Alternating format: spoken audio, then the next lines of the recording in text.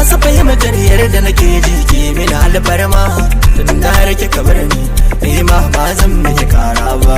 Ki sauka lafiya je ki sauka lafiya, sauka lafiya je ki sauka lafiya. Zan ta addu'a Allah kara lafiya, ban bakin ciki kin san yarda ne miki ba batun ba. Kin so kuma kin iya, kin dauki alhaki ba laifin da ne miki.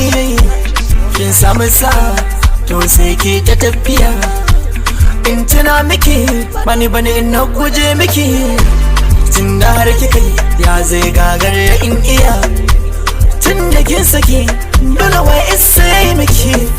Karki ya afuwa ba ne miki magiya, tun da kin canja ra'ayi ko menene ki je ki